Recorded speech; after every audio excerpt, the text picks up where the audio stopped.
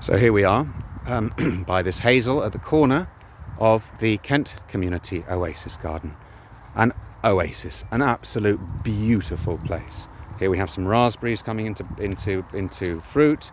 There we can have a whole raspberry. Look at that, artichokes over there. Here we have potatoes.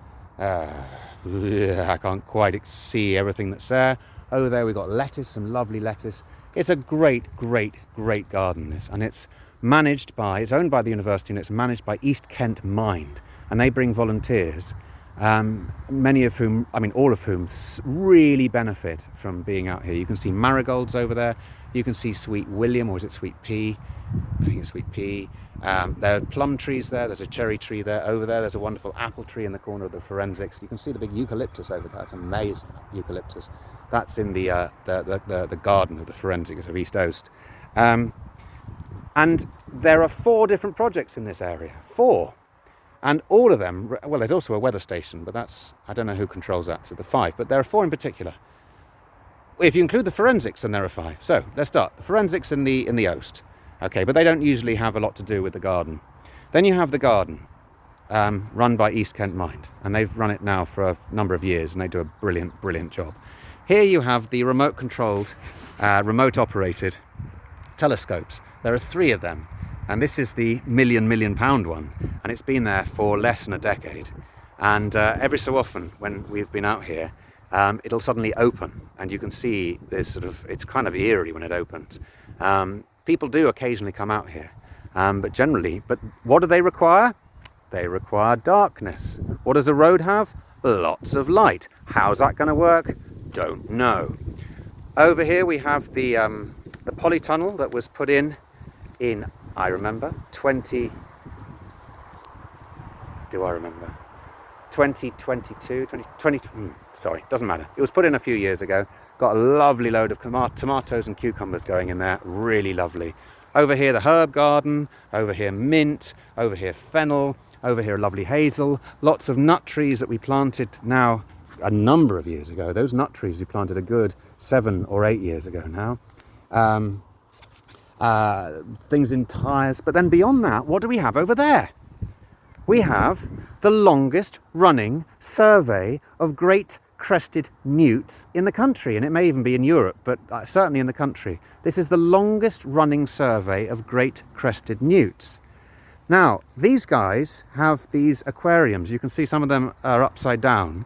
They're like big bathtubs, and they've got a good dozen or so, more 2 dozen maybe, set into the ground, and they are the habitats of the great crested newts.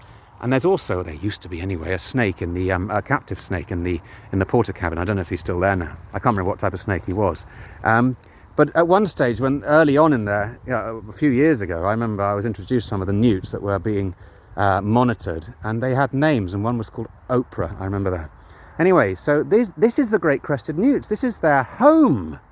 This is their home. They are an absolutely protected species. You can't do anything with great crested newts. They're like the Barbastell bats, although they've been trying to build a road there in Norwich.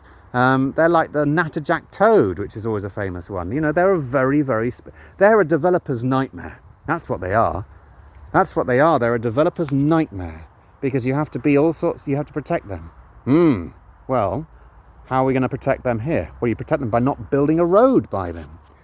Assuming the road was coming here, it would come here, because nobody seems to know. Now we're coming through to the sheds.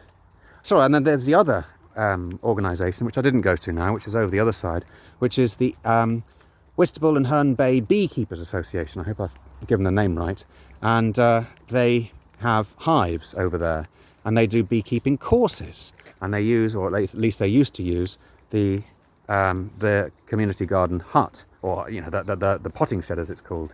Around the back of the potting shed we've got a new garden. This used to be a real tangle of young birch, as you can see, and they've left a number of them, which is great. But they've cleared out, and you can see what this used to be. This was historically, this was the greenhouse. This was the kitchen garden for the Oast farmhouse, West Oast farmhouse, which we're coming to in a second.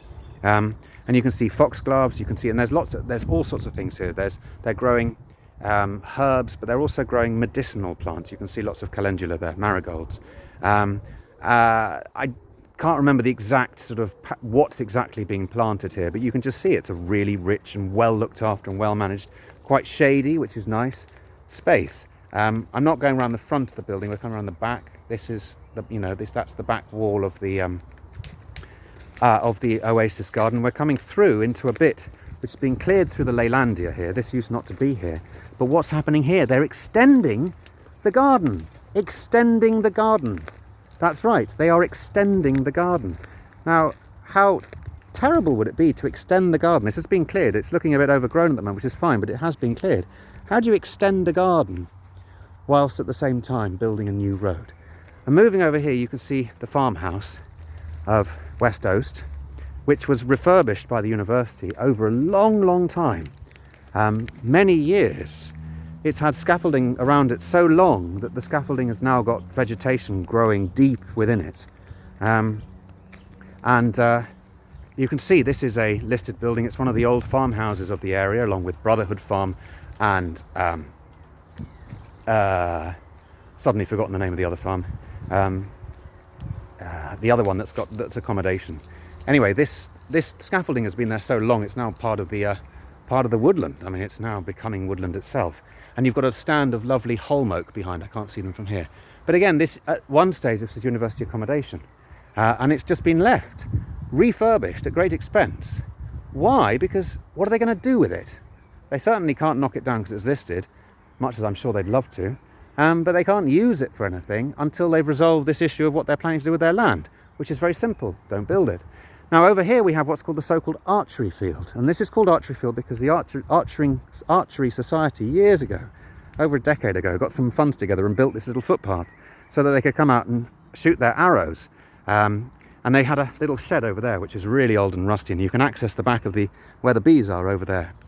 And this field again has been sort of, for many, many years, it has been sort of part of the Kent Community Oasis Garden, but only in sort of very vague sense. In every single management meeting I've been in of the Oasis Garden, since the very beginning, I've said, what is the status of the archery field?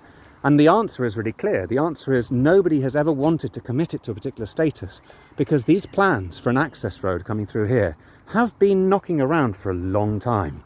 They have been knocking around for certainly there are parts of it involved already in the master plan of the university, the document that was sort of abandoned unceremoniously because the institution ran out of money, and consequently the great plans for redevelopment of the land, but improvements, and these were, some of them were quite good, but there was certainly the thing that was within it was protection of all these lands. Now, even back then there was a possibility of a road coming through here. So, I mean, you can see this is the Crab and Winkle, this is the footpath, this is the cycle path, this is where it hits the Whitstable Road. This is a lifeline for kids to get to school, for people to come to work, those who aren't in their cars or on the bus, they can cycle, they come along here. This goes all the way to Whitstable along there. Now, this is presented on the concept master plan of the local plan of C12 as a green corridor and I can't remember what the word was, representing opportunity. You can't build a road and have it as a green corridor. Those two things are totally contradictory.